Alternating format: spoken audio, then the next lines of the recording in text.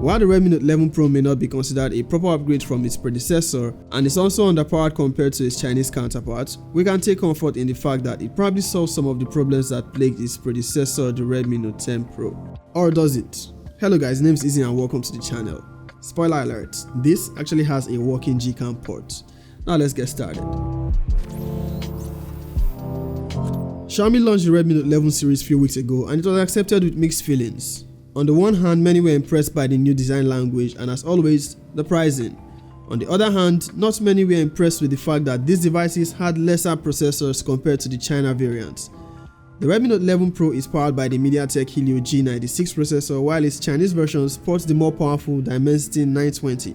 For context on just how far apart both variants are performance-wise, this is Tecno's Power 5G with the Dimensity 900. You can see the massive gap in benchmark scores. But let's take comfort in the fact that it is not about benchmark scores but actual user experience. If you are coming into this video hoping to get validation if this device is better than the Redmi Note 10 Pro, I'm afraid the answer is no. Definitely can't recommend this over the Note 10 Pro of last year. Can't think of anything it does better than that one. Only performance downgrades, which we'll explore as we proceed. There's a 5G version of the Redmi Note 11 Pro which is powered by the Snapdragon 695, but sadly that didn't launch here in Nigeria. It might probably come in the future, but for now the 4G version is what we get. It is available in 3 configurations, either 6 or 8 gigs of RAM with 64 or 128 gig memory options. As of now, only the 8 gig version is available in stores and it retails for 167,500 naira.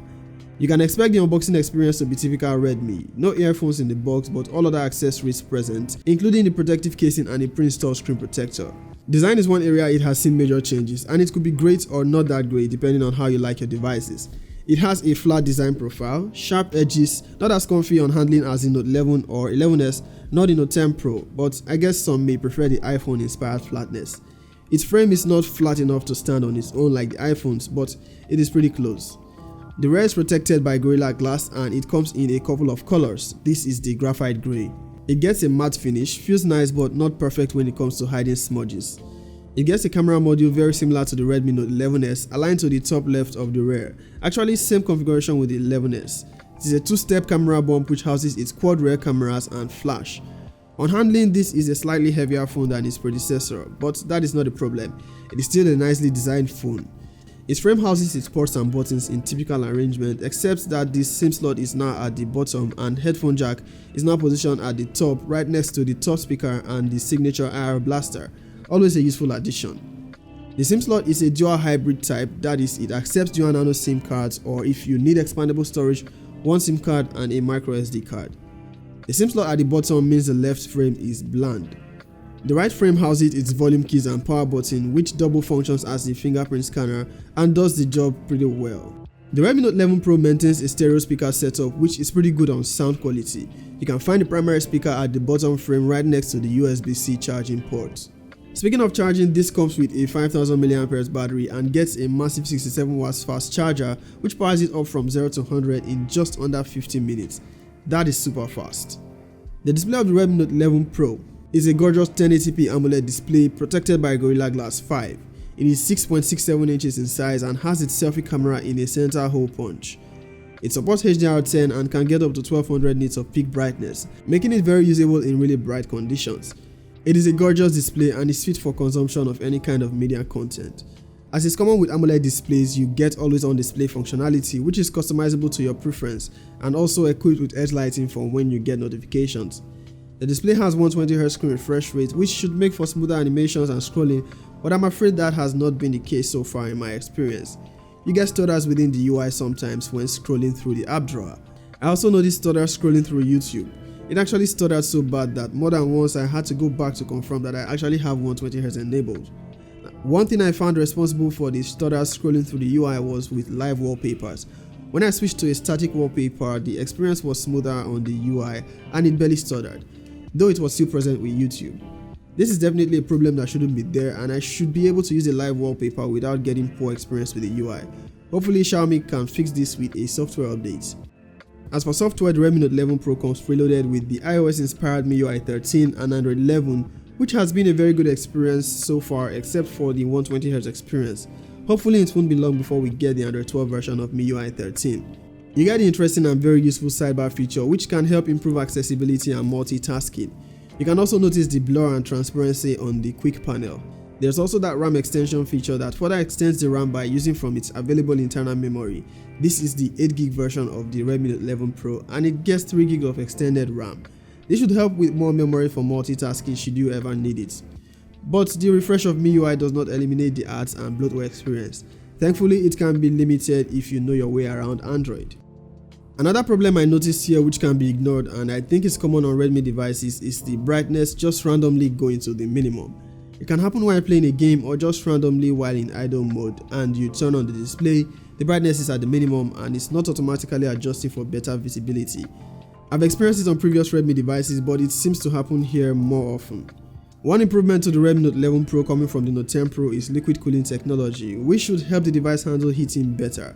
It actually does handle heating better compared to my experience with its predecessor, just that this has not made the performance flawless, as while it doesn't get as hot as the Note 10 Pro, it doesn't really show better performance.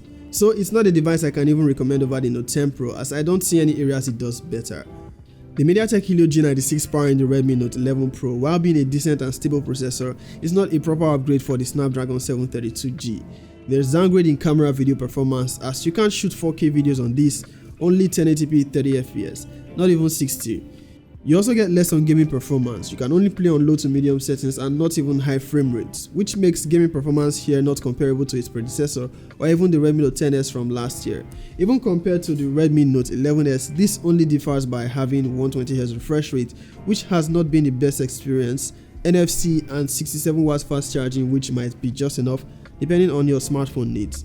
It has the same camera configuration as the 11s.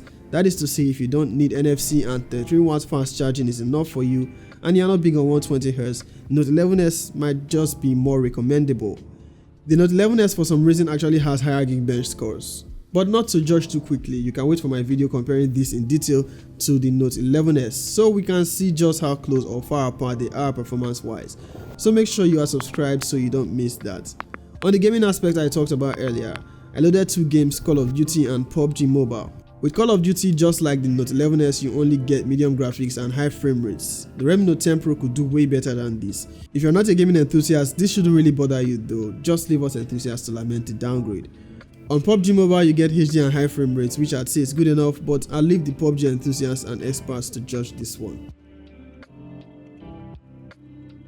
Now time to look at its cameras. We see a much similar camera configuration to the Note 10 Pro, except that we have a downgraded macro camera. This comes with the same 108MP quad rear camera configuration from last year, but with a similar 2MP macro camera.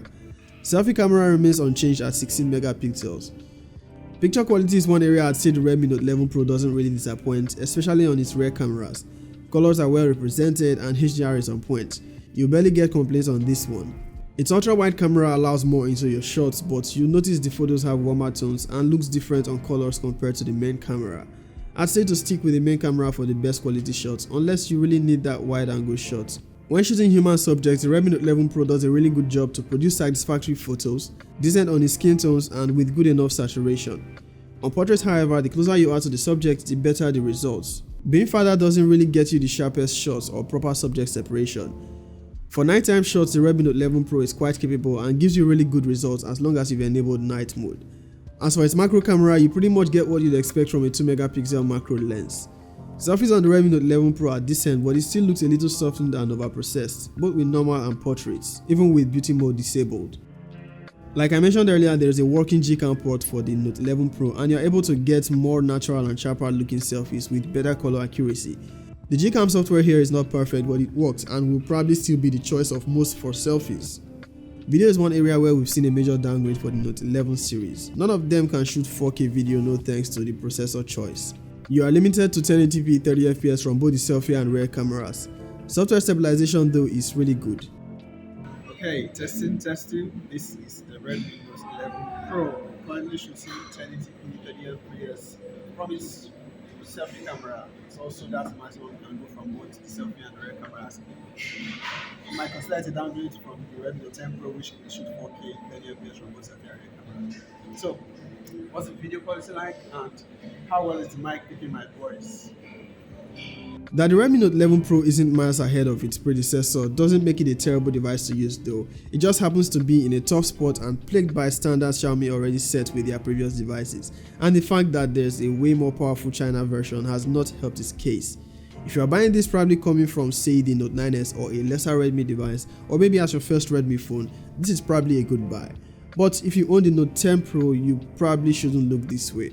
Also, if you are not fazed by 120Hz like I mentioned before and won't need NFC, you might want to look at the more affordable Note 11s instead. You can look forward to my comparison to get a better idea of how they fare side by side. And that's all from me on the Redmi Note 11 Pro. Do hit that thumbs up if this video was helpful, and also consider subscribing to the channel. Peace out.